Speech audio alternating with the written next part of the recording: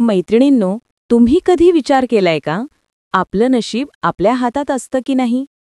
परंतु खरं सांगायचं तर आपलं नशीब हे आपल्या विचारांवर अवलंबून असतं. कसं? तेच तर आपण आजच्या व्हिडिओमधून बघणार आहोत. चला तर मग सुरू करूया आजची कथा. मी भिकारीण नाही तर व्यापारीण आहे. मी भिकारीण नाही, मी व्यापारीण आहे.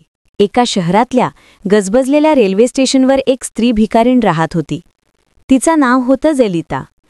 ती दररोज स्टेशनवर येणाऱ्या जाणाऱ्या प्रवाशांकडून भीक मागायची आणि त्यातून मिळालेल्या काही पैशांवर आपलं पोट भरायची. एका दिवशी नेहमीप्रमाणे ती प्रवाशांकडे हात पुढे करत होती. तेवढ्यात तिच्या नजरेस एक वेगळी स्त्री पडली. उंच, गोरी, साडी नेसलेली, डोळ्यात आत्मविश्वास आणि चेहऱ्यावर तेज. ती स्त्री दिसायला श्रीमंत, सुसंस्कृत आणि काहीतरी मोठं असं व्यक्तिमत्व असलेली होती. ललिताने लगेच विचार केला, ही बाई नक्कीच मोठ्या घरातली दिसते, हिच्याकडून चांगली भीक मिळेल. ती तिच्याकडे गेली आणि म्हणाली, मायबाप, काहीतरी द्या. 3 दिवस झालं, पोटात काही नाही.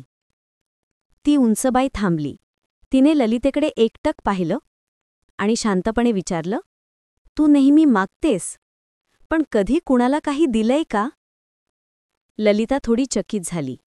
अगं माई, मी तर भिकारीण आहे, माझ्याकडे देण्यासारखं काय आहे? त्या बाईने हळूच हसत उत्तर दिलं, जर देण्यासारखं काही नाही तर घेण्याचा हक्कही नाही. मी व्यापारीण आहे, मला देणं घेणं या नियमावरच विश्वास आहे. तुझ्याकडे काही देण्यासारखं असेल तर मी तुला नक्की काही देईन. इतकं बोलून की ट्रेनमध्ये चढली आणि निघून गेली. ललिता काही वेळ स्तब्ध राहिली. त्या बाईचं बोलणं तिच्या मनात खोलवर उतरलं होतं. ती रात्रभर विचार करत बसली. कदाचित लोक मला फार भीक देत नाहीत, कारण मी त्यांना काही देतच नाही. पण ती काय देणार? ती तर स्वतःच रिकाम्या हातांची भिकारीण होती. 2 दिवस असेच गेले. तिसऱ्या दिवशी ती स्टेशनच्या बाजूला बसली होती, तेव्हा तिच्या नजरेस काही सुंदर फुलं पडली. गुलाब, जाई, जुई. त्या क्षणी तिच्या मनात एक प्रकाश चमकला. का नाही, मी ज्यांनी मला भीक दिली त्यांना फुलं देऊ? तिने थोडी फुलं तोडली आणि दुसऱ्या दिवशी ट्रेनमध्ये गेली.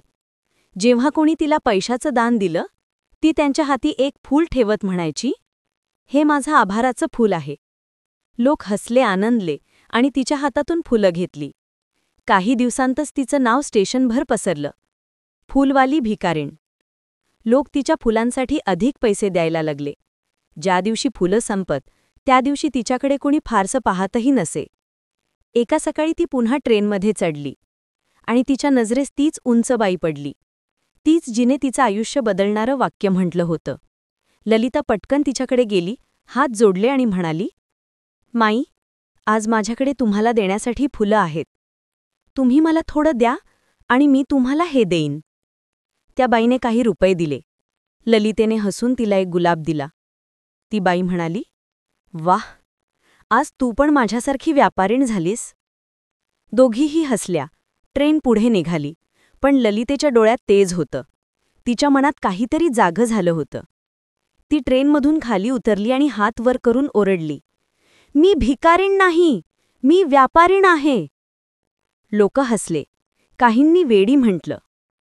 पण त्या दिवसापासून ती स्टेशनवर दिसली नाही. 6 महिने गेले. त्याच स्टेशनवर 2 स्त्रिया ट्रेनमध्ये चढल्या. दोघीही सुसज्ज, साडी नेसलेल्या, हसऱ्या. त्यातील एकीने दुसरीकडे पाहिलं आणि म्हणाली, आपण आधी भेटलोय ना? दुसरी थोडी विचारात पडली.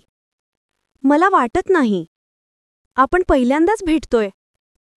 पहिली हसली आणि म्हणाली, नाही, आपण आधी 2दा भेटलोय. पहिल्यांदा मी भिकारीण होते, दुसऱ्यांदा मी फुलवाली झाले होते. दुसरी स्त्री थबकली, अगं, तूच ती भिकारीण ज्याला मी देणं घेणं शिकवलं होतं? ललिता मान डोलवत म्हणाली, हो माई, आज मी फुलांची व्यापारीण आहे. तुमच्या एका वाक्याने माझं आयुष्य बदललं. मी आधी स्वतःला भिकारीण समजत होते, म्हणून जगही मला तसं वागत होतं. पण जेव्हा मी स्वतःला व्यापारीण, देणारा, निर्माता समजायला लागले, जगही मला तसा ओळखायला सुरुवात केली. दोघींच्या डोळ्यात चमक होती, एकीच्या मार्गदर्शनाची, दुसरीच्या परिवर्तनाची. ही कथा आपल्याला सांगते की जग देणं-घेणं या नियमावर चालतं. जर आपण काही देऊ शकत नाही, तर आपल्याला काही मिळण्याचं कारणही नसतं. पण देणं म्हणजे नेहमी पैसा नाही. तो एक हस्स, फूल, वेळ, प्रेम, सेवा काहीही असू शकतं. आपली ओळख आपली स्वतःविषयीची धारणा ठरवते. जो स्वतःला भिकारी समजतो, तो भिकारीच राहतो. पण जो स्वतःला व्यापारी, देणारा, निर्माता समजतो, जग त्याला तसंच स्वीकारतं.